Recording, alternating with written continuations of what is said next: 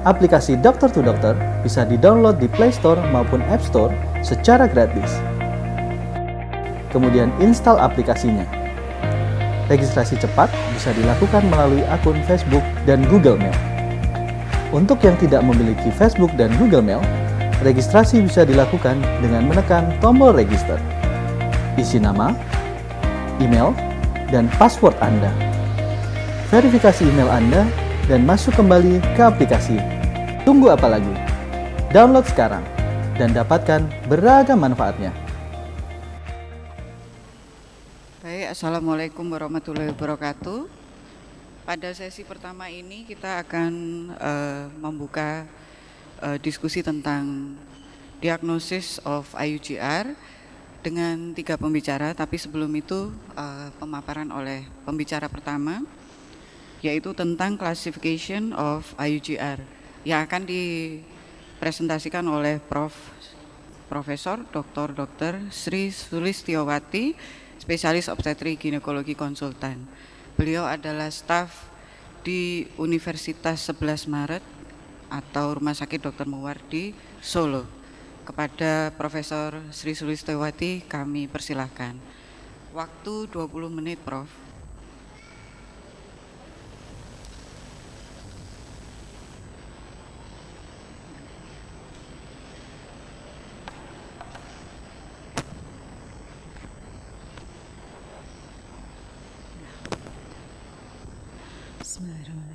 Assalamualaikum warahmatullahi wabarakatuh. Kita ketemu lagi dengan topik yang hari kemarin sampai hari ini memang topiknya hampir sama atau sama malah ya. Jadi antara IUGR kemudian persalinan preterm, sehingga mungkin ada beberapa slide atau materi yang overlapping, tetapi saya kira tidak masalah karena sekalian kita mereview ya. Jadi biar mungkin ada yang belum baca bisa tidak perlu baca, jadi mungkin di sini bisa teringat kembali, dan mungkin ada beberapa yang baru bisa diambil sebagai referensi untuk nanti menangani kasus-kasus yang ada di klinik kita semua. Untuk pagi ini saya diberi tugas dari panitia untuk menyampaikan tentang, tolong slide aja,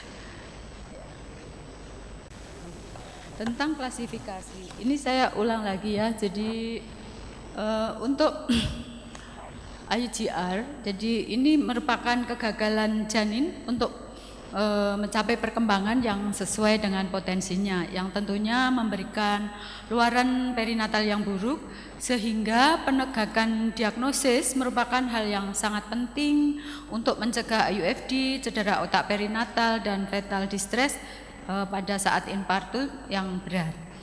Saat ini diagnosis berdasarkan taksiran berat badan di bawah 10 persentil. Hal ini sebetulnya sensitivitasnya kurang, sehingga banyak atau mungkin beberapa atau banyak ada kegagalan yang terdiagnosis untuk IUGR ya, bila kehamilannya berkembang baik tetapi bila ada hambatan tetapi berat badannya tidak kurang dari 10 persentil. Jadi pada di bawah 10 persentil itu memang ada beberapa kekurangan, sehingga manajemen untuk monitoring dan rekomendasi usia saat persalinan kita betul-betul harus pasti atau harus tepat, dan kita cari waktu-waktu yang tepat untuk persalinannya, untuk mengakhiri kehamilannya. Slide, saya minta tolong coba belakang aja ya. Kita review tentang fase pertumbuhan. Fase pertumbuhan kita ingat ada hiperplasi dan hipertrofi. Pada hiperplasi untuk pertambahan berat janinnya memang sedikit ya, 5 gram per hari. Kemudian yang untuk hiperplasi dan hipertrofi itu pada sekitar 24 minggu lebih banyak lagi, yaitu 10 sampai 12 gram per hari, dan tentunya pada hipertrofi di atas 34 minggu lebih banyak lagi, yaitu 30 sampai 35 gram per hari. Slide. Ini kita lihat, mungkin kita sudah sangat familiar ya dengan fase pertumbuhan ini, bahwa peningkatan berat janin berdasarkan usia kehamilan tiap hari akan bertambah. Slide. Faktor risiko dan etiologi. Faktor risikonya itu ada 3 ya. Jadi faktor risiko bisa dari maternal, kemudian janin dan plasenta. Masing-masing bisa jadi satu atau sangat berhubungan. Misalnya seperti infeksi itu bisa mengenai ibunya, bayinya maupun janin plasentanya. Sedangkan yang lain-lain itu semuanya bisa menjadi faktor risiko. Slide. Kita lihat perbedaan janin kecil dan janin hanya kecil atau SGA ya. Yang intrauterine fetal growth restriction itu janin yang kecil dengan risiko luaran perinatal yang lebih buruk dibanding janin yang tumbuh normal. Ini pada janin IUGR ini terdapat redistribusi hemodinamik sebagai respon adanya adaptasi janin terhadap kondisi undernutrition sehingga ada hipoksia atau gangguan insufisiensi dari plasenta. Sedangkan yang SGA atau small for gestational age, janin ini kecil saja dengan luaran perinatal yang baik atau sama baik dengan hamil yang tumbuh normal, jadi yang normal. Dan tentunya tidak terdapat tanda-tanda respon adaptasi janin terhadap perubahan pada lingkungannya. Tetapi kalau kita salah untuk menentukan, janin SGA ini juga mempunyai risiko pada kelainan perinatal maupun neurodevelopmentalnya. Jadi pada janin SGA itu harus betul-betul kita pastikan bahwa itu SGA. Slide. Ya, slide mohon. Slide. Ya. Untuk metode pemeriksaan dan indeks penilaian kita lihat, kita bisa deteksi secara dini perubahan abnormalitas pada plasenta, kemudian bisa diperiksa pembuluh darah perifer dan dengan Doppler velocimetry. Slide. Pada Doppler arteria umbilikal, ini mungkin semua kita sudah paham pada pemeriksaan arteria umbilikalis hampir pada semua kehamilan dan pada janin kecil itu merupakan screening utama. Tetap informasi diagnostik ini dan prognostik ini tidak digunakan sebagai kriteria tunggal. Karena kalau kita lihat pada arteria umbilikalis pada janin yang kecil, kalau dilihat misalnya ada beberapa penelitian, kalau hanya arteria umbilikalisnya kecil tapi normal dengan satu arteria umbilikalis saja, jadi nanti yang IGR-nya cuma sedikit. Tetapi bila digunakan atau dikombinasi dengan yang lain seperti dengan CPR atau arteria uterina, itu angka yang tadinya arteria umbilikalisnya normal sebagai SGA ternyata itu merupakan IGR yang late onset. Jadi memang sebaiknya tidak satu parameter. Peningkatan PI arteria umbilikalis tentu akan mengidentifikasi IGR dan bila terdapat progresi pola aliran reserve and diastolik itu sudah meningkatkan risiko cedera janin atau kematian dan tentu peningkatannya akan meningkatkan. Jadi kalau kita deteksinya baik itu bisa menurunkan risiko kematian sampai 29%. Slide. Arteria umbilikalis ini ya, kalau normal aliran saat diastol meningkat seiring usia gestasi, rasio SD dan PI-nya menurun, tapi kalau yang normal peningkatan RI, rasio SD dan PI. Slide. Ya, ini kita lihat bila abnormal misalnya ada absent and diastolic flow, kematian perinatalnya cukup tinggi, tapi kalau lebih jelek lagi pada yang receive and diastolic flow itu mortalitas perinatalnya bisa sampai 73%. Slide. Ya. Kemudian kita lihat pada MCA, arteri media cerebral, menunjukkan adanya vasodilatasi di otak ya, karena ini adanya penanda hipoksia. Dan spesifitasnya dapat diterima, tapi sensitivitinya rendah sehingga harus dikombinasikan dengan CPR. Hal ini penting untuk identifikasi dan prediksi risiko kelainan pada yang late onset. Dan pada late onset IUGR bila digunakan MCA, PIMC abnormal, ini memiliki gangguan neurobehavior pada saat kelahiran sekitar 1 sampai 2 tahun. Slide. Ya, ini kita lihat kalau pada yang normal sama yang tidak normal. Slide lagi. Kemudian CPR. CPR ini merupakan indeks untuk diagnosis, dan CPR ini karena ini suatu rasio, jadi dia antara MCA pulsati index dibanding atau dibagi umbilitas arteria pulsatis index. Hal ini atau CPR ini meningkatkan sensitivitas Doppler dengan arteria umbilikalis, dan CPR akan menurun tapi biasanya hanya sedikit apabila yang penurunnya sangat banyak atau abnormal berhubungan dengan peningkatan risiko adanya kelainan. Slide. Ya. Berikutnya ductus venosus. Nah, ductus venosus ini merupakan parameter Doppler yang paling baik ya untuk memprediksi risiko kematian janin terutama pada yang late onset. Kemudian adanya aluran ductus venosus yang menjadi abnormal. Ini biasanya terjadi fetal compromise. Jadi kalau ductus venosus itu bisa tunggal dan itu keakuratannya lebih tinggi.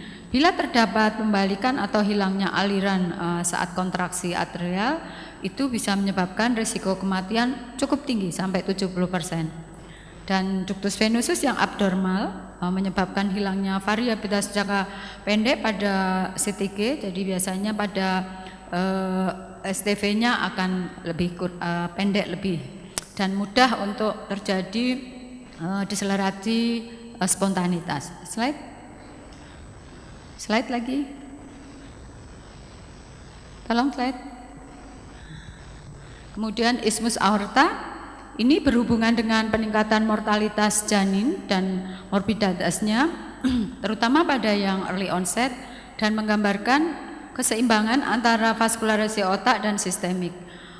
Pembalikan aliran isthmus aorta ini menjadi tanda deteriorasi tingkat yang lanjut, dan isthmus aorta yang abnormal juga dapat ditemukan pada beberapa kasus yang late onset. Slide. Ini kalau CTG mungkin sudah kita biasa pakai, cuma memang CTG itu false positifnya cuma bisa sampai 50%, jadi kita harus hati-hati dengan CTG. Slide. Untuk biofecal profil kita juga sudah biasa memakai ya. Pada ini bisa mendeteksi sekitar 23 kematian janin intrauterin bila dengan BPP di atas 6 dan 11% pada BPP di atas 8. Slide. Ini untuk AFI tentunya akan biasanya pada IUGR akan menurun secara progresif. Jadi pada yang late onset IUGR itu AFI-nya akan mudah untuk sebagai oligointermion sampai amnia. Slide. Nah, untuk IUGR dan SEA ini karena berbeda, maka memerlukan manajemen yang berbeda. Slide.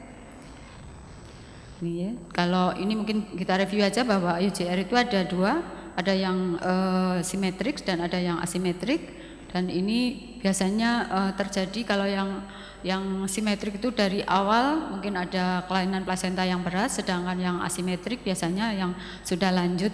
Slide. Ya. Slide lagi. Slide lagi. Ya. Bagaimana untuk menilai prognosis luaran perinatal? Itu kalau kita lihat dari CPR, kemudian dari arteria uterina, kemudian dari taksiran berat badan, terutama yang di bawah 3 persentil. Bila 3 indikator tersebut yang tidak normal, maka peningkatan adanya risiko kelainan perinatal cukup tinggi. Slide. Nah, kita lihat sekarang ada early onset dan late onset yang tadi mungkin sudah dibahas bahwa IUGR itu dibagi dua, early onset dan late onset di titik 32 minggu.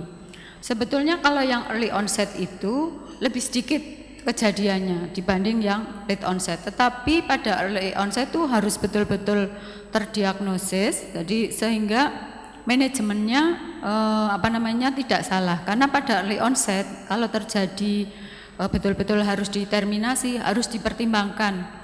Kalau terminasinya terlalu cepat, nanti lahiran prematurnya lebih tinggi. Tetapi kalau tidak, diagnosisnya tidak tepat, bayi itu akan meninggal atau UFD.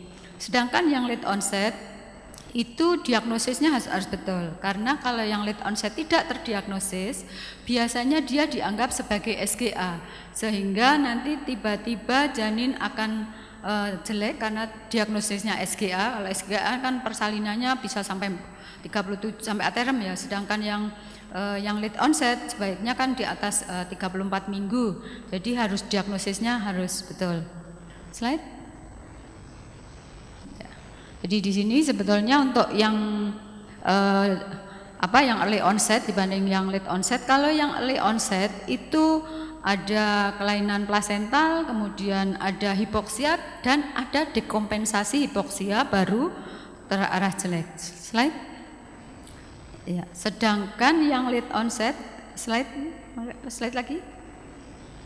Ya, sedangkan yang late onset sama, tetapi tidak ada dekompensasi hipoksia. Jadi ada kelainan plasenta yang ringan, kemudian ada hipoksia. Setelah hipoksia tidak pakai dekompensasi, langsung nanti kalau ada kontraksi atau ada yang lainnya dia langsung ke arah yang kurang jelek dan bisa menyebabkan kematian. Slide. Ya. Slide lagi. Nah, kapan waktu persalinan? Sampai saat ini memang belum ada tata laksana baku yang bermanfaat untuk kapan menentukan persalinannya. Maaf sebentar lagi ya. Jadi strategi utamanya masih memonitoring, kemudian menentukan risikonya, menentukan ini kasus SGA atau IUGR. Slide ya, ini. Jadi tadi tentukan SGA atau IUGR. Setelah itu identifikasi kapan dia akan harus dilahirkan agar tidak terlambat atau tidak meninggal. Slide. Ya, sebenarnya ini sudah tadi disampaikan ya. Jadi ada 4 kan, ada 4. Ada stage 1, 2, 3, 4. Kalau stage 1 kita lihat semua semua bayi kecil ya, semua bayi kecil apalagi yang estimate body weight-nya di bawah 3 persentil, CPR-nya kurang, kemudian ada peningkatan arteria umbilikalis, kemudian MCA dan arteria uterinanya tidak normal. Itu kalau itu saja kita bisa memonitor tiap minggu. Kemudian pada 37 minggu diterminasi. Terminasi bisa seksiosesaria, bisa dengan induksi. Tetapi pada yang kedua, yang severe placenta insufficiency, itu dari yang tadi itu ada arteria umbilikalisnya yang absen end diastoliknya. Kemudian ada reserve dari isthmus aorta. Itu bisa tiap 2 minggu. Jadi itu nanti diterminasi lebih cepat pada 34 minggu. Tetapi kalau sudah yang ketiga, sudah low suspicious fetal acidosis, itu arteria uterinya sudah reserve, arteria umbilikalisnya sudah reserve dan ada ductus venosisnya yang sudah meningkat. Itu 1-2 hari saja dan 30 minggu dilahirkan. Tentunya dengan seksiosesaria karena untuk mengurangi pacuan-pacuan itu agar tidak membuat tambah hipoksia. Sedangkan yang keempat itu ada ductus venosus yang reserve, kemudian CTG-nya tadi mungkin ada deselerasi lambat, kemudian ada variabilitasnya yang sangat kurang. Tentunya kalau sudah mencapai 26 minggu boleh kita lahirkan. Slide. Ya, ini tadi, terus slide lagi. Ya, jadi tadi 1, 2, 3, 4 itu sudah sesuai. Bagaimana kalau dengan SGA? Kalau SGA kan arteria umbilikalisnya normal, sehingga kita bisa monitor tiap minggu, boleh mencapai sampai 40 minggu atau mungkin asal aterem saja boleh diterminasi. Jadi memang harus membedakan antara IUGR dengan SGA sehingga pilihan terminasinya tidak salah, karena kalau itu ternyata SGA kok determinasi lebih cepat, itu kan angka prematurnya jadi lebih banyak. Tetapi kalau itu ternyata IUCR yang late, bukan SGA, ditunggu, dia pasti akan meninggal di dalam rahim. Jadi memang untuk betul-betul tahu antara perbedaan SGA dengan IUCR. Slide. Ya, ini mungkin bisa dilihat nanti. Jadi kalau kita dapat SGA atau janin kecil saja, kita pastikan itu dulu. Nanti kalau masing-masing poinnya terpenuhi, kita bisa pilih terminasinya mana. Jadi yang utama memang tadi ya untuk membedakan SGA dan IUCR. Slide. Saya kira cukup. Terima kasih atas perhatiannya. Mudah-mudahan bermanfaat. Assalamualaikum warahmatullahi wabarakatuh.